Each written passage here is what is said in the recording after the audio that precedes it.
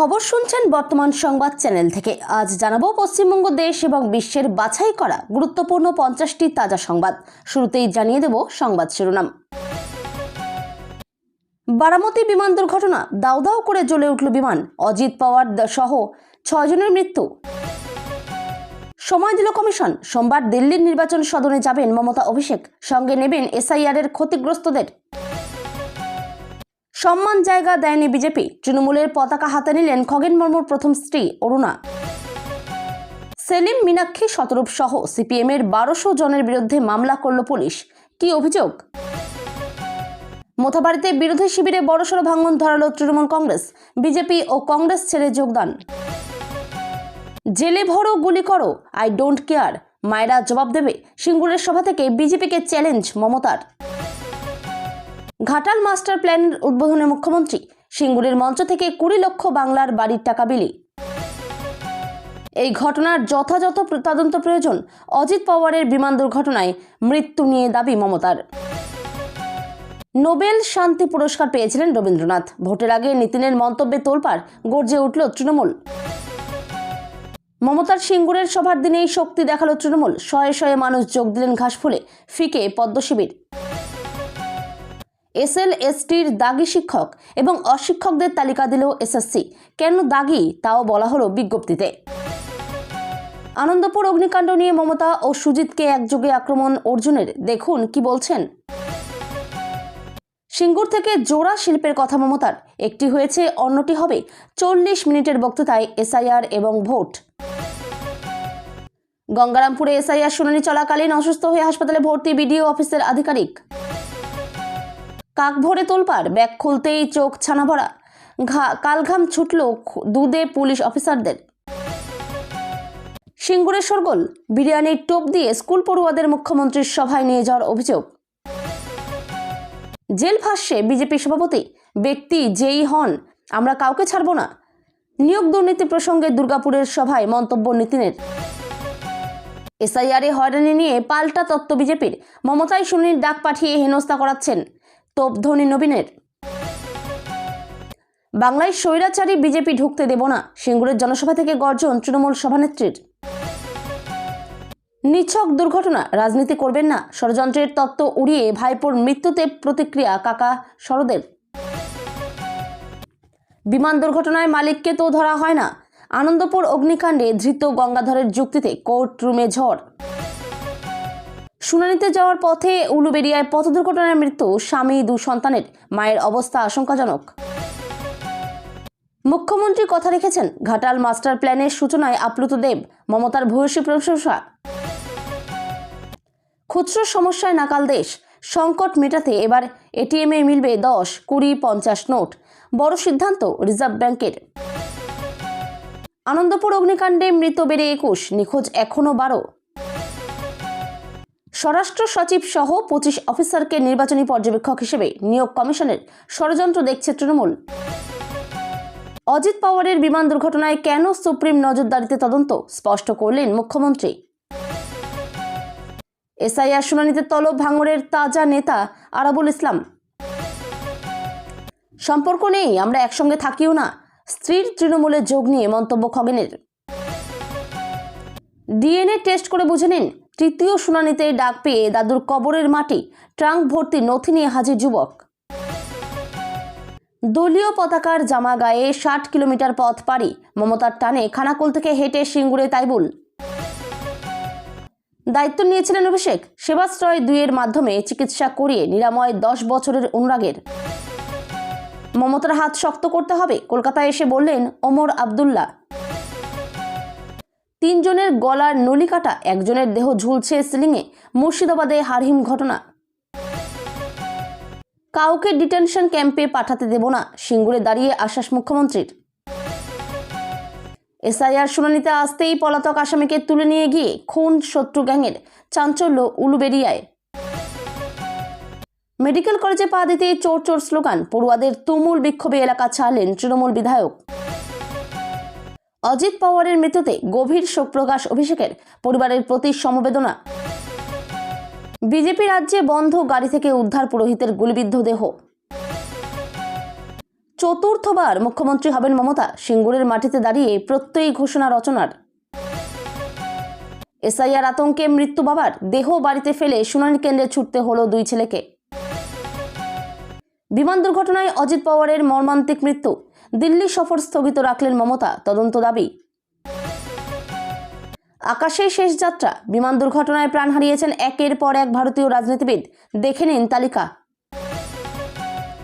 মহারাষ্ট্রের উপমুখ্যমন্ত্রী অজিত পাওয়ারের মৃত্যুতে শোক প্রকাশ রাষ্ট্রপতি ও প্রধানমন্ত্রীর। উত্তরবঙ্গে 50 লক্ষ পরিবারের কাছে পৌঁছানোর পরিকল্পনা বিজেপির, মার্চ থেকে রথযাত্রা। কপালে তিলক দিতে দেরি, রাগে পুজোই দিলেন না দিলীপ। বিধানসভা নির্বাচনের ফলাফলই মানদণ্ড, কেন্দ্রীয় নেতৃত্বের নয়া সিদ্ধান্তে চাপে বঙ্গ বিজেপি। এতক্ষণ শুনছিলেন সংবাদ শিরোনাম, এবার আসছি বিস্তারিত খবরে। বিস্তারিত খবর শোনানোর পূর্বেই আপনাদের কাছে করব একটি ছোট্ট অনুরোধ। বর্তমান সংবাদ চ্যানেলের খবর প্রত্যেকদিন শোনার জন্য চ্যানেলটি এক্ষুনি সাবস্ক্রাইব করে নিন। বুধবার বারামতিতে ঘটে যাওয়া ভয়াবহ বিমান দুর্ঘটনায় মহারাষ্ট্রের উপমুখ্যমন্ত্রী অজিত পাওয়ার নিহত হয়েছেন। এই মর্মান্তিক ঘটনায় আরও 5 জন প্রাণ হারিয়েছেন বলে খবর। দুর্ঘটনাস্থল থেকে পাওয়া ছবিতে দেখা যায় বিশাল আগুন এবং ধোঁয়া উঠছে। বারামতি বিমানবন্দরে জরুরি অবতরণের চেষ্টা করার সময় বিমানটি দুর্ঘটনায় পাওয়ার এবং বিমানের আরও 5 জন আরোহী নিহত হন। পুরো বিমানটি ছাই হয়ে গেছে। ছবিতে দেখা যাচ্ছে বিমানটি সম্পূর্ণ ভেঙে পড়েছে এবং এর ধ্বংসাবশেষ চারিদিকে ছড়িয়ে ছিটিয়ে। দুর্ঘটনার সময় পাওয়ার একটি অনুষ্ঠানে যোগ দিতে বারামতি যাচ্ছিলেন। ইতিমধ্যে বারামতির সাংসদ এবং অজিতের খুড়তুতো বোন সুপ্রিয়া সুলে দিল্লি থেকে মহারাষ্ট্রের উদ্দেশ্যে রওনা হয়েছেন।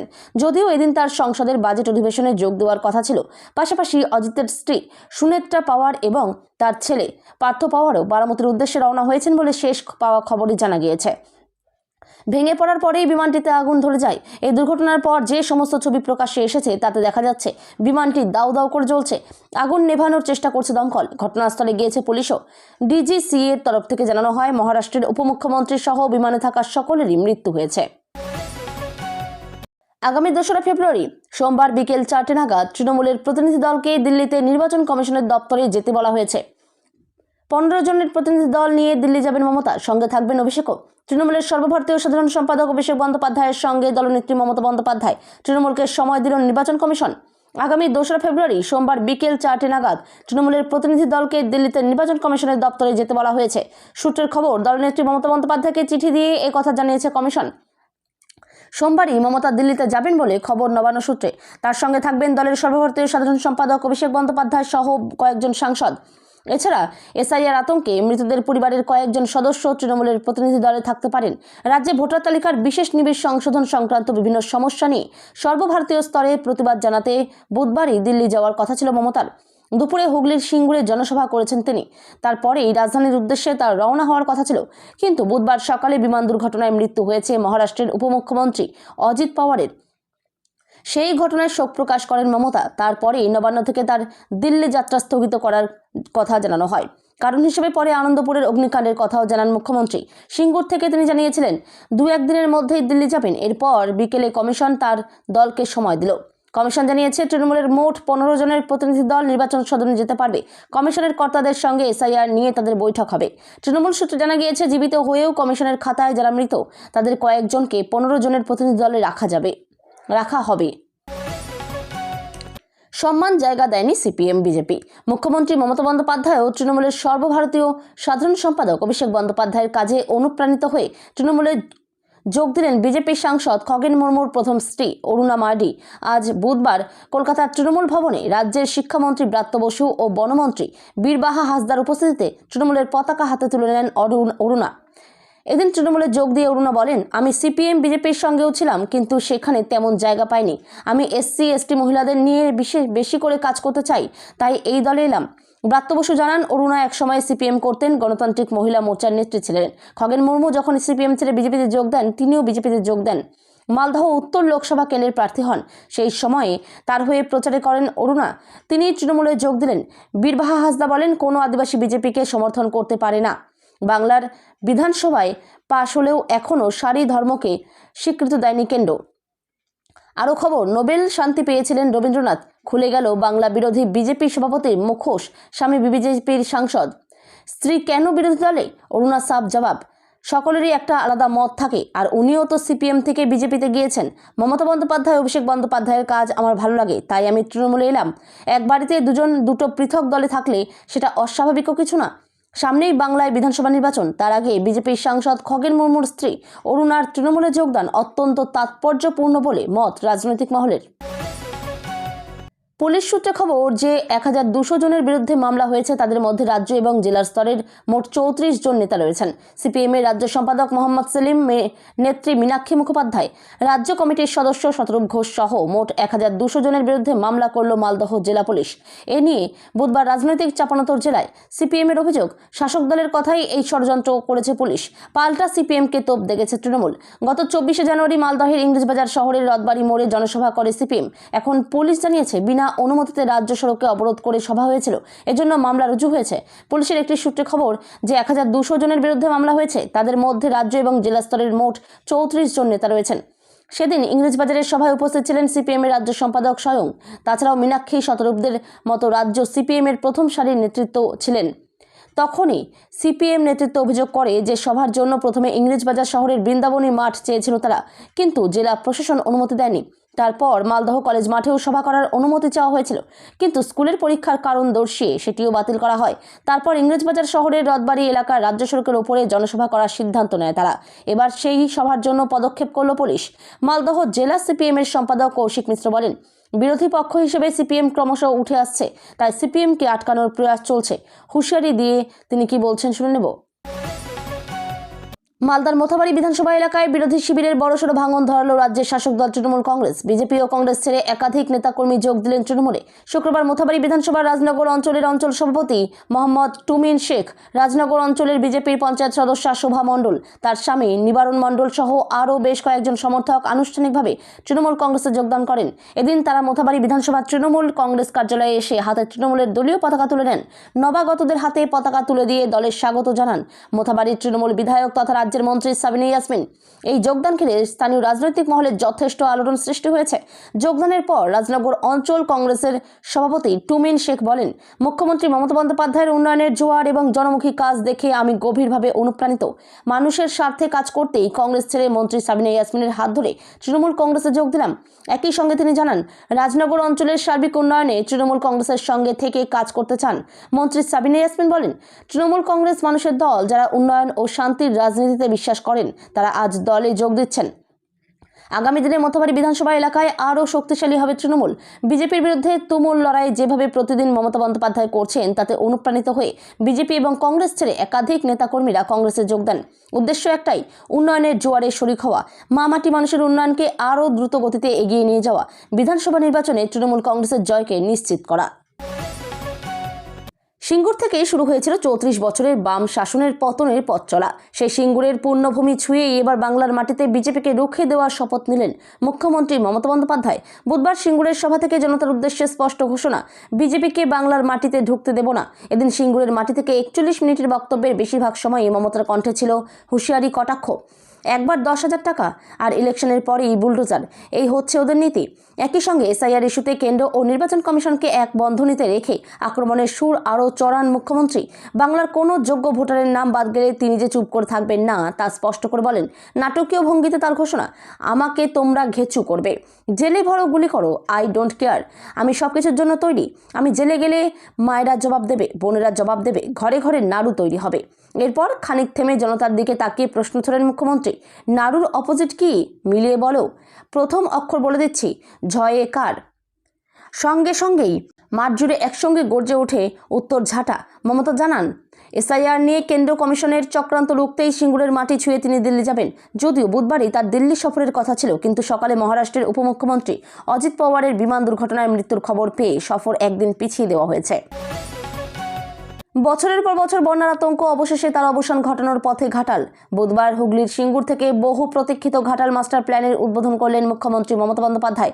মঞ্চে তার সঙ্গে ছিলেন ঘাটালের 3 বারের সাংসদ অভিনেতা দেব ওরফে দীপক অধিকারী এবং রাজ্যের জলসম্পদ উন্নয়ন মন্ত্রী তথা সবংয়ের বিধায়ক মানস ভূঁইয়া, স্থানীয় বিধায়ক অভিনেত্রী রচনা বন্দ্যোপাধ্যায় সহ অন্যান্যরা একই সঙ্গে এদিনের মঞ্চ থেকে রাজ্যের 20 লক্ষ উপভোক্তাকে বাংলার বাড়ি প্রকল্পের প্রথম কিস্তির 60,000 টাকা বিলি করা হলো।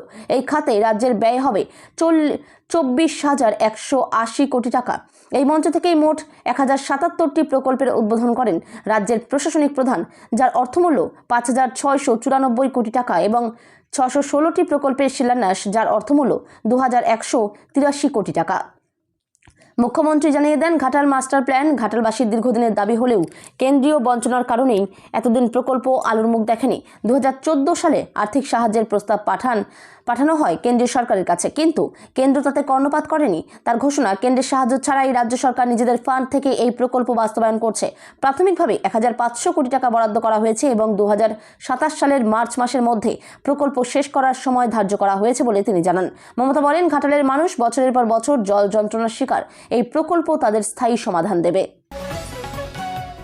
ভয়ঙ্কর দুর্ঘটনার কবলে পড়ে মারা গেলেন মহারাষ্ট্রের উপমুখ্যমন্ত্রী অজিত পাওয়ার। মহারাষ্ট্রের বারামতিতে ভেঙে পড়ল তার বিমান। বিমানে মোট 6 জন ছিলেন বলে খবর। স্থানীয় বাসিন্দারা তীব্র আওয়াজ পেয়ে দৌড়ে আসেন। এই দুর্ঘটনার পরই বিমানটিতে আগুন ধরে যায়। অজিত পাওয়ারের মৃত্যুতে আলোড়ন পড়ে গিয়েছে জাতীয় রাজনীতির অলিন্দে। প্রধানমন্ত্রী নরেন্দ্র মোদী, কেন্দ্রীয় স্বরাষ্ট্রমন্ত্রী অমিত শাহ খবর পেয়ে ফোন করেন মহারাষ্ট্রের মুখ্যমন্ত্রী দেবেন্দ্র ফডনবিসকে। আজ বুধবার সকাল 9:45 নাগাদ এই দুর্ঘটনা ঘটে। শরদ পাওয়ারের ভাইপো অজিত পাওয়ারের পরিবারের সদস্যরা এই মৃত্যুতে ভেঙে পড়েছেন। তবে বাংলার মুখ্যমন্ত্রী মমতা বন্দ্যোপাধ্যায় যথোপযুক্ত তদন্তের দাবি করেছেন।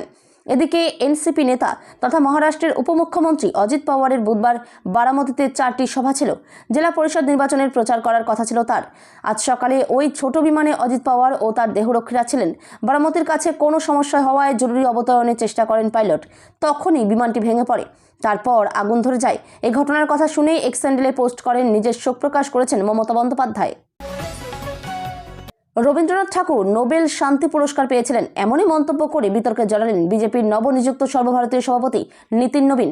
বুধবার দুর্গাপুরে বর্ধমান ইউনিটের বিজেপি কর্মী সম্মেলনে বক্তব্য রাখতে গিয়ে তিনি বলেন, দেশ তথা গোটা বিশ্বকে শিক্ষার নতুন দিশা দেখিয়েছিলেন কবিগুরু রবীন্দ্রনাথ ঠাকুর। তার জন্য তিনি নোবেল শান্তি পুরস্কার পেয়েছেন। এই মন্তব্য ঘিরেই শুরু হয়েছে তীব্র বিতর্ক। নীতিন নবীনের বক্তব্যের ভিডিও সোশ্যাল মিডিয়ায় ছড়িয়ে পড়তেই শুরু হয় ব্যাপক কটাক্ষ। শাসক দল তৃণমূল কংগ্রেসের পাশাপাশি সিপিএম ও কংগ্রেস এই মন্তব্যের তীব্র সমালোচনা করেছে।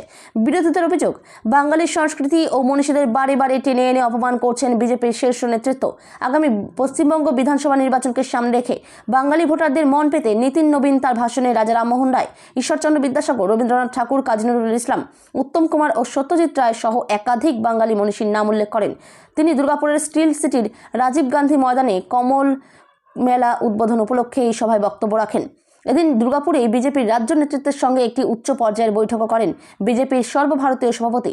বৈঠকে রাজ্যের বর্তমান রাজনৈতিক পরিস্থিতি, সাংগঠনিক শক্তি বৃদ্ধি ও বিধানসভা নির্বাচনকে সামনে রেখে কৌশলগত নানা দিক নিয়ে আলোচনা হয়। বৈঠকে উপস্থিত ছিলেন বিধানসভার বিরোধী দলনেতা শুভেন্দু অধিকারী, প্রাক্তন রাজ্য সভাপতি দিলীপ ঘোষ, ডক্টর সুকান্ত মজুমদার, রাহুল সিনহা সহ অন্যান্য শীর্ষ নেতা।